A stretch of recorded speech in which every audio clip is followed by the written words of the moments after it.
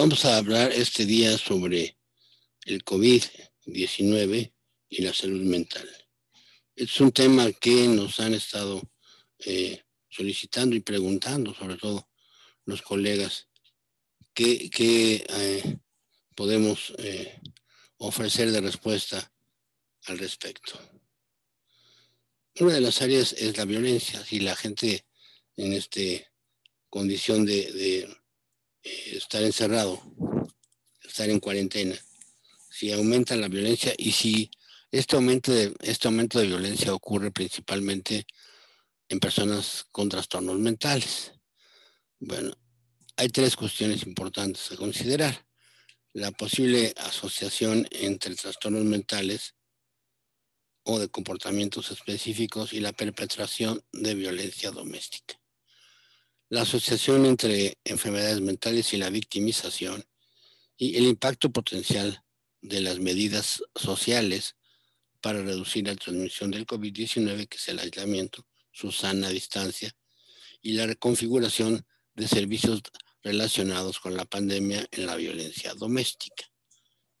En primer lugar, tendremos que decir que existe un sesgo respecto a que todos los enfermos psiquiátricos sean violentos. Esto no es así. Es decir, la mayoría, de hecho, de los enfermos psiquiátricos no son violentos.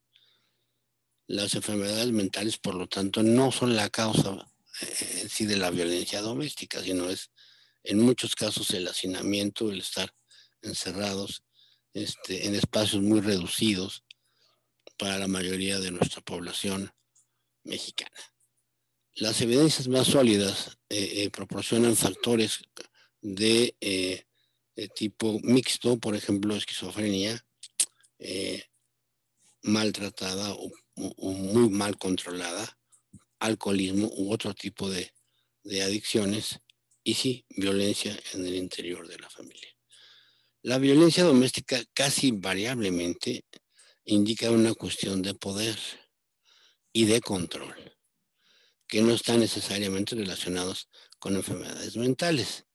¿Sí? Los perpetradores o el perpetrador, que es habitualmente del género masculino, tiene un rol tradicional, cultural, de ejercer este tipo de violencia disfrazada un poco de educación o de norma familiar. ¿Sí? Esto, en condiciones como las que padecemos, puede exacerbarse y aquí vale la pena que se pongan límites, que se hable con la familia en el sentido de esto, de poner límites, de no engancharse, de no entrar al papel tradicional de sumisión, sino del diálogo que se puede ejercer en la medida que se pueda ejercer con estas figuras que tradicionalmente tienden a inducir este tipo de violencia. Habiendo observado estos puntos entre una asociación reportada entre ciertos trastornos mentales y violencia, en un registro, las sociedades suecas en general, la Dinamarca, Noruega, estos países escandinavos tienen un muy buen registro a nivel de expedientes comprobados, y en ellos se ha comprobado que en la mayoría de los trastornos psiquiátricos, ¿verdad? El riesgo de violencia doméstica se asocia básicamente contra las mujeres, ¿sí? Inclusive de sujetos que no tienen trastornos psiquiátricos como tal. En estudios en estos países, en estudios de gemelos monocigotos o dicigotos, ¿verdad? En donde los hermanos no violentos o que no tienen enfermedades psiquiátricas son utilizados como grupos controles, se ha podido ver que en ellos, si existen cofactores como alguna enfermedad psiquiátrica, ¿verdad? De las que aquí se muestran, algún tipo de adicciones, sí hay un mayor riesgo de violencia doméstica, ¿sí? Es decir, la comorbilidad en un contexto parecido a nivel socioeconómico y cultural, como es ser un gemelo monocigoto o dicigoto, sí se puede pensar que hay un de irritabilidad disparado por el uso de sustancias en personas vulnerables por trastornos psiquiátricos, ¿verdad? Esta mitigación y este impacto, es importante mencionar que además se ha observado que hay una disminución del flujo de pacientes que atienden o que asisten a los servicios psiquiátricos, no nada más en México, sino en la mayor parte de los países. ¿Sí? Esto es además pensando que sí hay un aumento de la violencia, que hay un aumento de la angustia, gente que en su vida había experimentado angustia o ansiedad, ahora están presentando este tipo de problemas. Y es posible que muchas personas no busquen ayuda, ¿verdad? Debido al temor, ¿verdad? De que en estos servicios estén sobresaturados y que tengan riesgo de contagio. Esto hay que decirlo, la mayoría de los servicios psiquiátricos en México, por ejemplo, en el Hospital Psiquiátrico Fray Bernardino Álvarez, hay un sistema de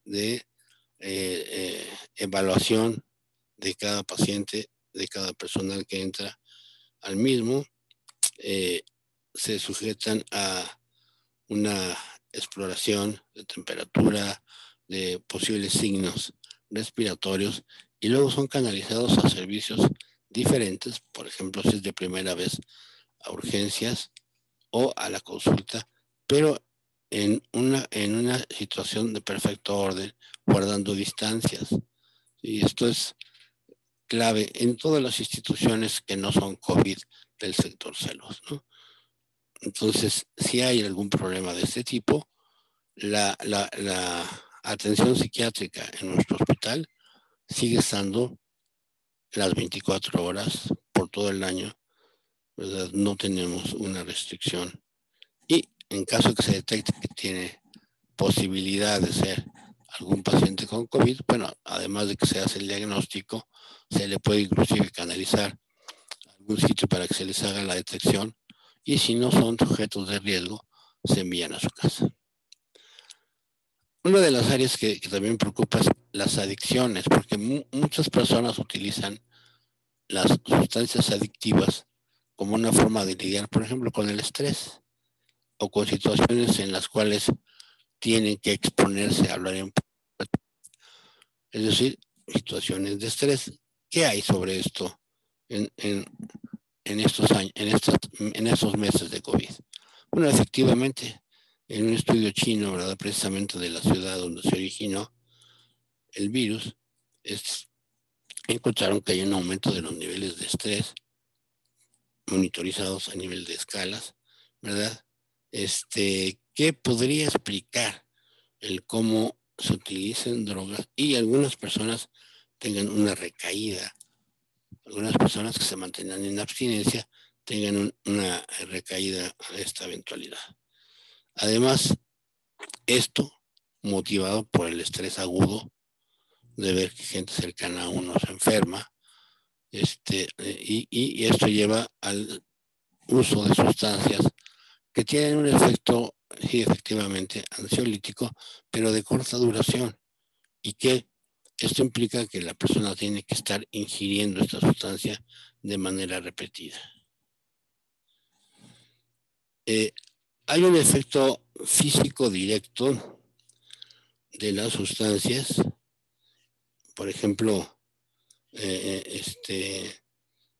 inhaladas, que pueden tener un impacto sobre el área pulmonar, que es una, como veremos más adelante, una de las áreas a través de las cuales se tiene el contacto o se tiene la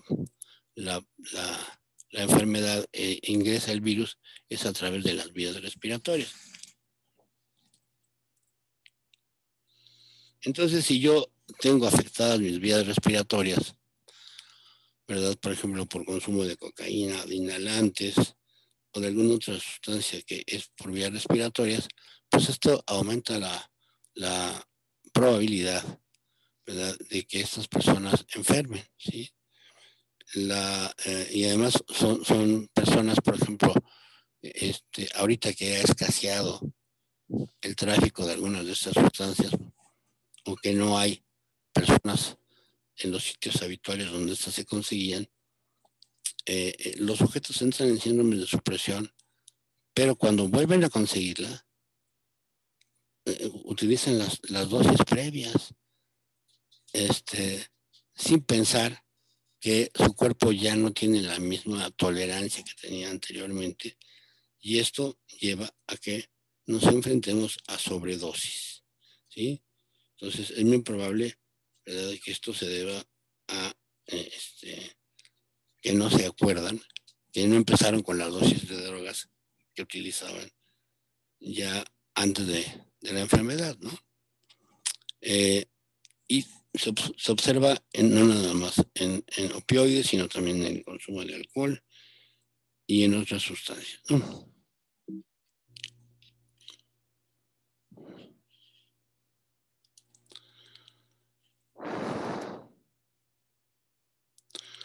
Un estudio chino calificó el impacto psicológico de la pandemia de moderado a grave y estudiaron que las personas que tienen un impacto grave son aquellas que son más susceptibles de volver a ingerir o consumir bebidas o sustancias adictivas.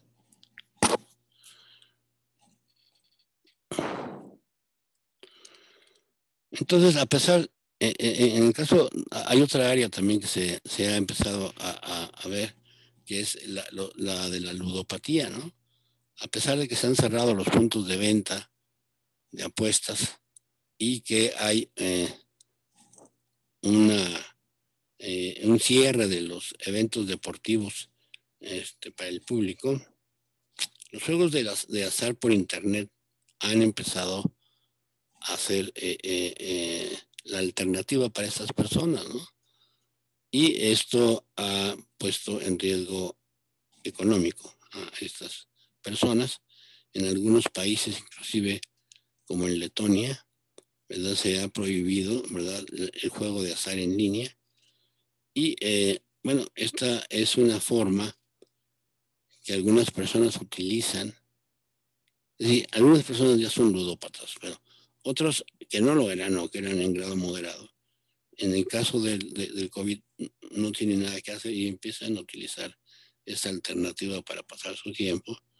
Y entonces esto lleva a una combinación de ansiedad y de estrés, ¿verdad?, que en el aislamiento les induce a hacer este tipo de conductas arriesgadas, añadiéndose a esto el uso de alcohol y de otras sustancias, ¿no?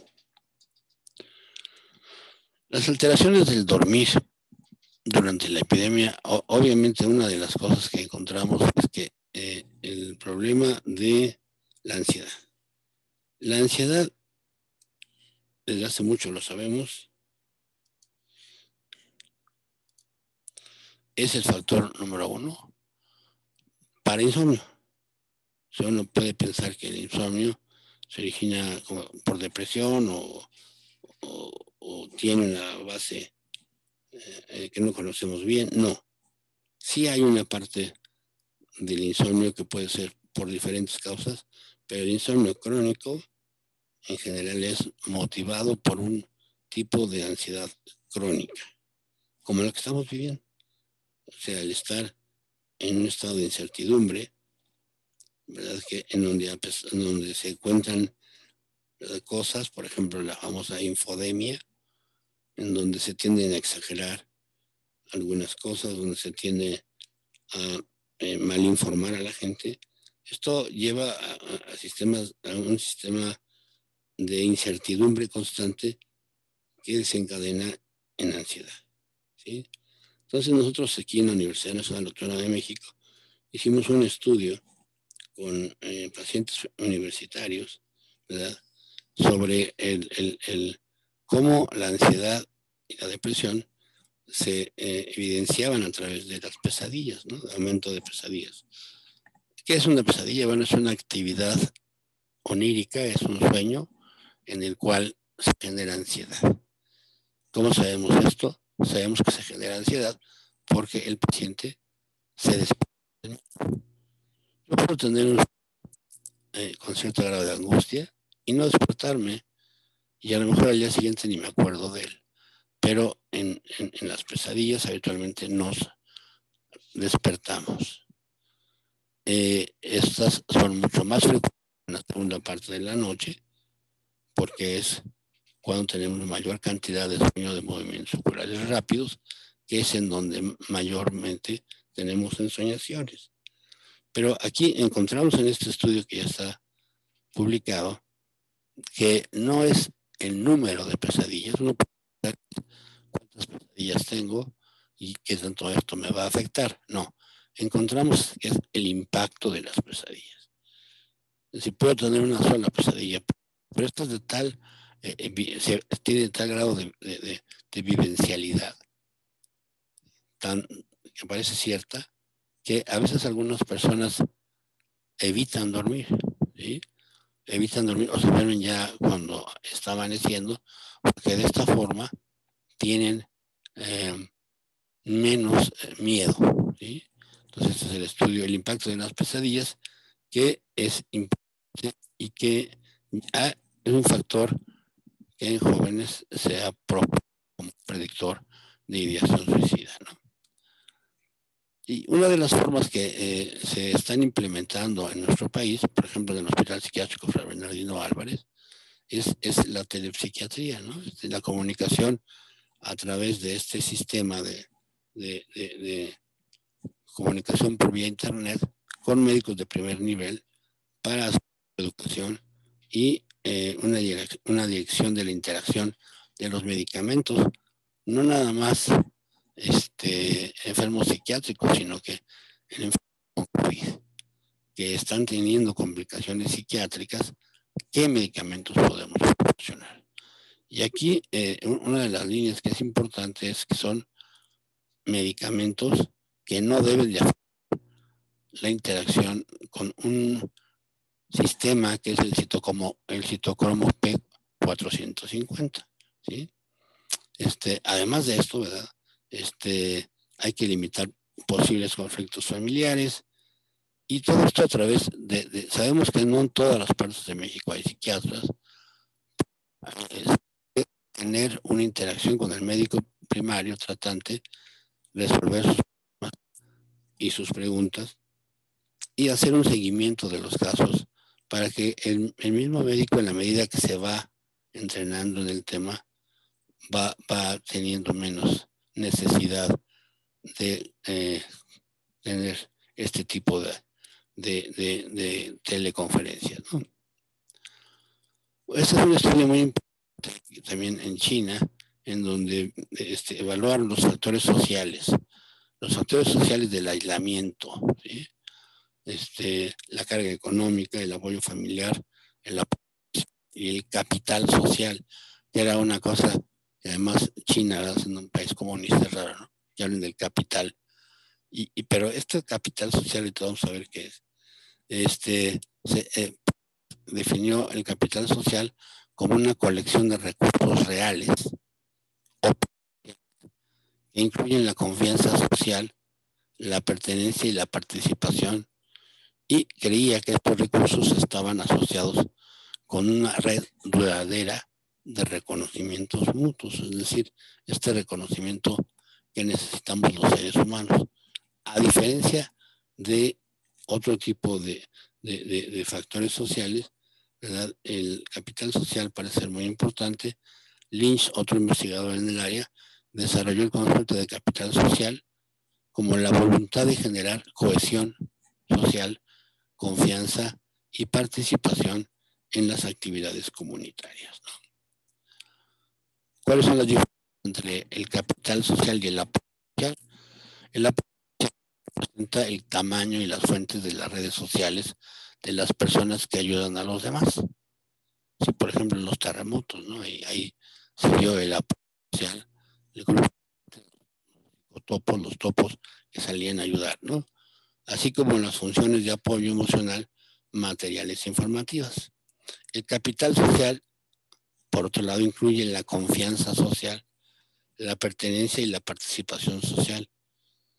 El efecto del capital social en el bienestar psicológico se ha demostrado en estudios previos, pero los chinos estaban interesados en saber qué tanto era importante evaluar esto para poder prevenir las alteraciones de salud mental, ¿no? Y entonces desarrollan un cuestionario, el Social Capital and Sleep Quality in Individual, este es el estudio, ¿verdad? En el cual ellos proponen que los bajos niveles de capital social se asocian con un aumento de los niveles de ansiedad y estrés. Pero el aumento de capital social se asoció positivamente, es decir, tener un buen capital social previene un poco las complicaciones del aislamiento en situación de pandemia, ¿no? Entonces, la ansiedad se asoció con el estrés y la reducción de la calidad del sueño.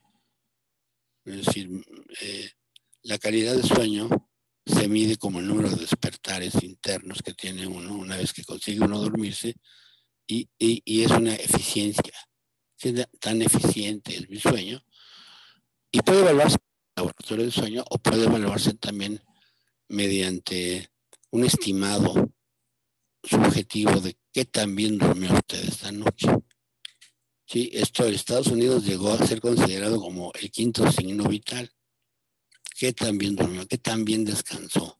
Pocas veces los médicos en general preguntan esto.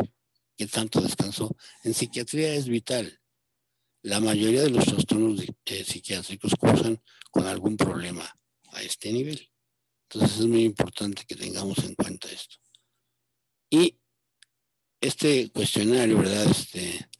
De apoyo social representa el tamaño y la fuente de las redes sociales de las personas que ayudan a los demás, así como las funciones de apoyo, mientras que el capital social incluye la confianza social, ¿verdad?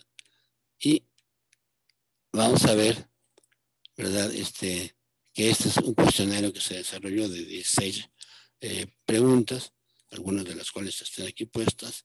¿Cuántos amigos tienes? ¿Cuántos vecinos y amigos, compañeros de trabajo y compañeros de clase tienen? Entre sus compañeros de trabajo, ¿en cuántos confía? Entre sus parientes, ¿en cuántos confía? ¿Sí? Esta es como la parte de desglosar el capital social. ¿Sí? ¿Cuántos de sus compañeros de trabajo le ayudarían? ¿Sí? Cuando usted le pregunte, cuando usted les pida este tipo de ayuda. ¿Cuántos de tus amigos te ayudarían? Si tú se los preguntas. ¿Cómo califica el número de grupos y organizaciones culturales, recreativas y de ocio en su comunidad? Entonces, es un desglose que además, si no se tiene, en muchos lados este tipo de preguntas puede parecer como poco plausibles, poco entendibles, ¿no? Pero sí podría servir a que se empezaran a gestar a través, obviamente ahora tenemos el gran apoyo de los medios del Internet, pero a la larga sí es importante. Miren, sobre todo en poblaciones lábiles como son en la tercera edad, ¿sí? En donde se pudo comprobar que la gestión de estos grupos de capital social eran muy buenas, ¿no? Muchos de los ancianos en muchas comunidades a lo largo del mundo están solos ya, y entonces el tipo de generación de términos de capital social es importante. ¿Sí?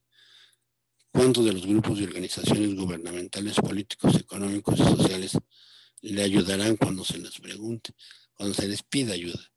¿Cuántos de los grupos y organizaciones culturales, recreativas y de ocio le ayudarían cuando lo pregunte, ¿no? Entonces, cuando se ha evaluado esto, tiene una alta consistencia. El alfa de Cronbach, para la consistencia interna de este cuestionario, se determinó de 0.802. ¿Qué quiere decir esto?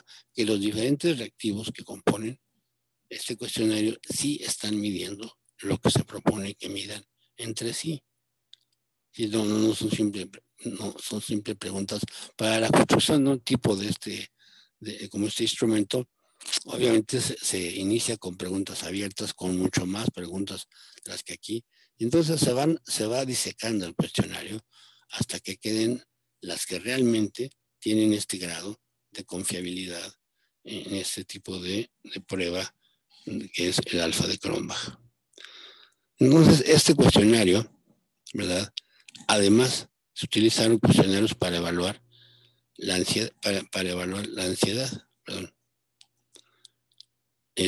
Para medir la ansiedad mediante 20 reactivos, ¿verdad?